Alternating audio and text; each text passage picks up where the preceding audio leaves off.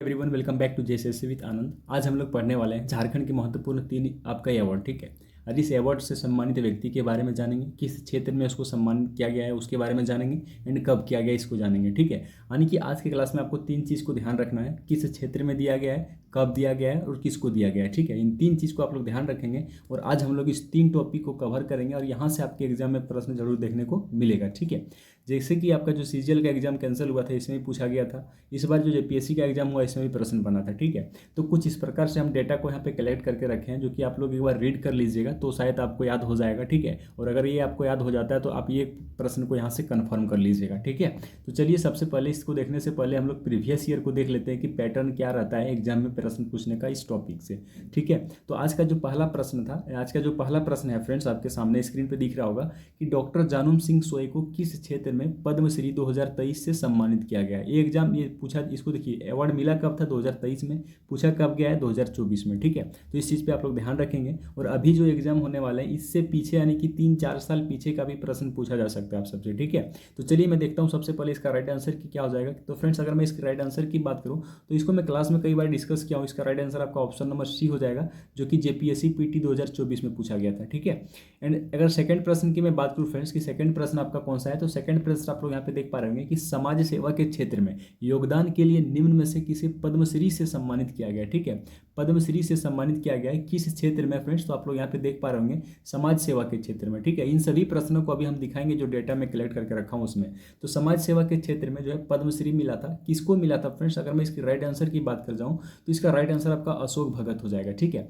अशोक भगत को समाज सेवा के क्षेत्र में पद्मश्री सम्मान से सम्मानित किया गया था। ये जो है आपका रिवेन्यू स्टाफ पे जो मेंस का एग्जाम हुआ था 2017 में, इसमें पूछा गया था। ठीक है, तो उम्मीद है आपको ये भी चीज़ें समझ में आया होगा, कब मिला था, इन सभी चीज़ के बारे में हम अभी चर्चा करेंगे।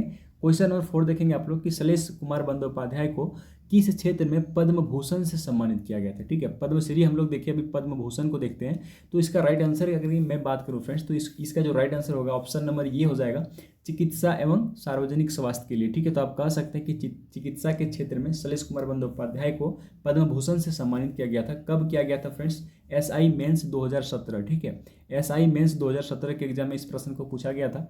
एंड जब प्रश्न संख्या 4 देखेंगे कि निम्न में से कौन झारखंड के व्यक्तित्व है जिन्हें पद्म भूषण से सम्मानित किया गया। ठीक है, तो जस्ट मैंने पीछे क्या डिस्कस करा कि शैलेश कुमार बंदोपाध्याय को, देखो पीछे पूछा था किस क्षेत्र में, यहाँ पे पूछा है कि पद्म भूषण से सम्मानित किसे किया गया, उसका नाम पूछ दिया है। और ये प्रश्न आपका पंचायत सेक्रेटरी 2018 के एग्जाम में पूछा गया था। तो उम्मीद है आपको ये चीज़ें समझ में आया होगा।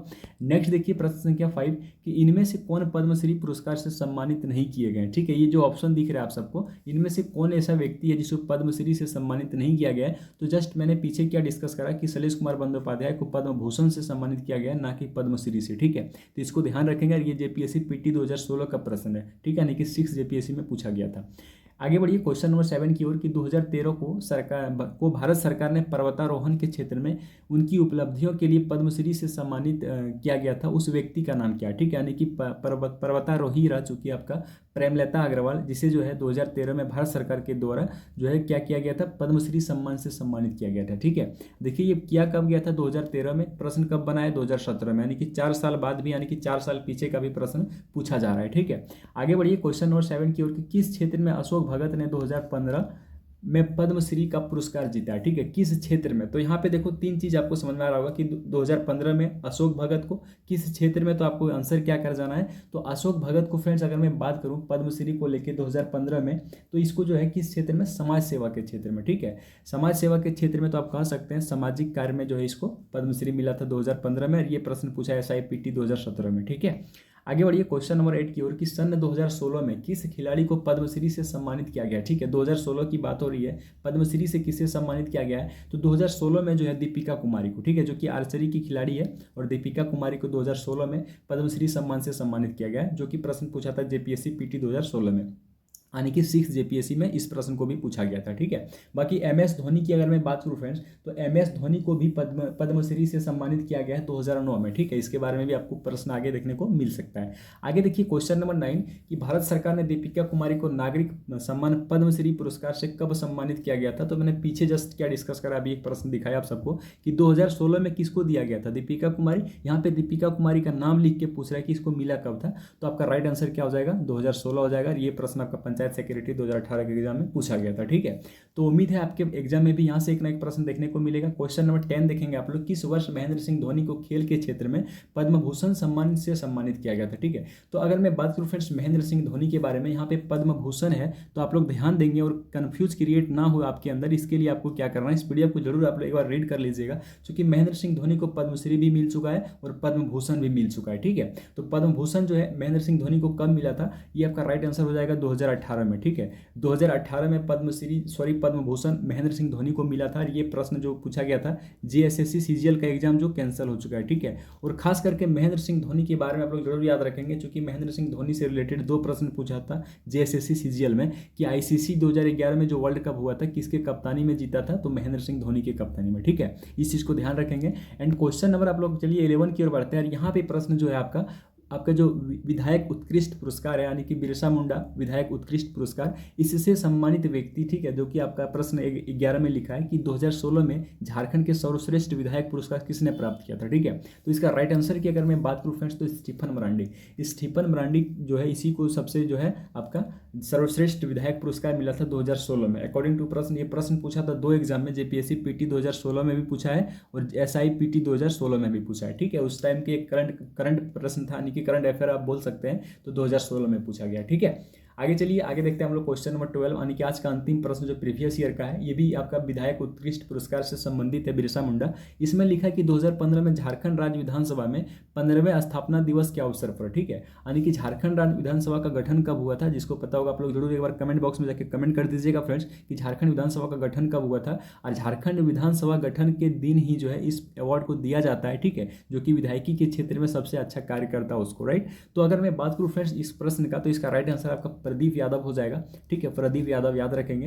और ये प्रश्न भी आपका रेवेन्यू स्टाफ मेंस का जो एग्जाम हुआ था इसमें पूछा गया था। ठीक है, तो उम्मीद है आपको यहाँ तक की चीजें समझ में आ गया होगा, यानी कि आपका जो पैटर्न है एग्जाम में प्रश्न पूछने का, इसका पैटर्न क्या हो सकता है, ये चीजें समझ में आ गया होगा। ठीक है, और अगर मैं लेटेस्ट की बात करूँ, प्रेजेंट टाइम में जो है किसको मिला है आपका बिरसा मुंडा उत्कृष्ट विधायक पुरस्कार, तो राइट आंसर आपको क्या कर जाना है, एग्जाम में आपसे पूछता है तो रामचंद्र सिंह। ठीक है, बाकी चलिए ये सभी चीजों के बारे में हम देखते हैं पीछे। ठीक है, और ये प्रश्न 10 से 15 मिनट का जो है, सॉरी ये जो सेशन है 10 से 15 मिनट का सेशन होगा और आपके एग्जाम के लिए एक प्रश्न यहाँ से कंफर्म कराया जाएगा। ठीक है, तो सबसे पहले देखिए यहाँ पे आप देख पा रहे होंगे पद्मश्री सम्मान वर्ष और नाम। ठीक है, वर्ष और नाम देख रहे होंगे, और यहाँ पे मैं ओवर राइटिंग कर रखा हूँ, इसका मतलब है कि ये आपका क्षेत्र है। ठीक है, यानी कि किस क्षेत्र में दिया गया है। ठीक है, मैं पेन का कलर चेंज कर लेता हूं ताकि आप सबको यहाँ पे अच्छे से समझ में आए।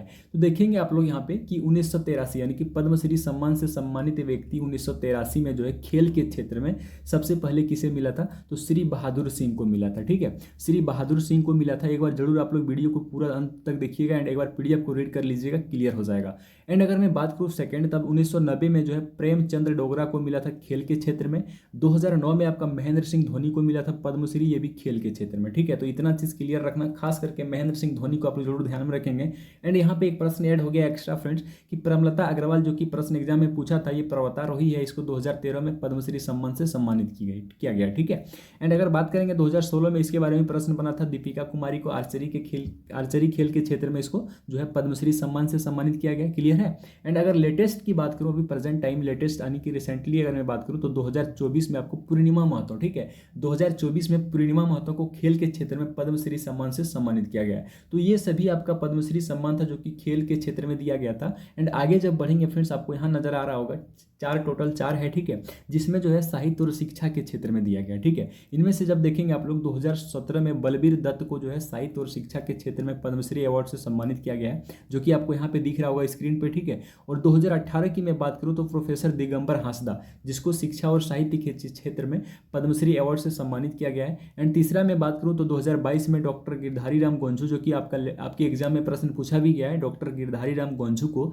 जो है किस क्षेत्र में, तो शिक्षा और साहित्य के क्षेत्र में 2022 में पद्मश्री अवार्ड से सम्मानित किया गया। ठीक है, और लेटेस्ट जो जेपीएससी में प्रश्न पूछा गया था, ये आपका 2023 का था, पद्मश्री सम्मान से सम्मानित डॉक्टर जानूम सिंह सोई को। ठीक है, डॉक्टर जानूम सिंह सोई को साहित्य और शिक्षा के क्षेत्र में 2023 में पद्मश्री अवार्ड से सम्मानित किया गया है। तो मैं देखो ये बॉक्स में जो भर रखा हूँ ना, ये बॉक्स में यहाँ पे लिख भी दिया हूँ शिक्षा एंड साहित्य। तो ये जितने भी आपको नजर आ रहे होंगे, ये सभी शिक्षा एंड साहित्य से है, पीछे पढ़ाए वो खेल से है, बस बीच में एक ऐड हो गया है प्रमलता अग्रवाल जो कि पर्वतारोही है, इसको ध्यान रखेंगे।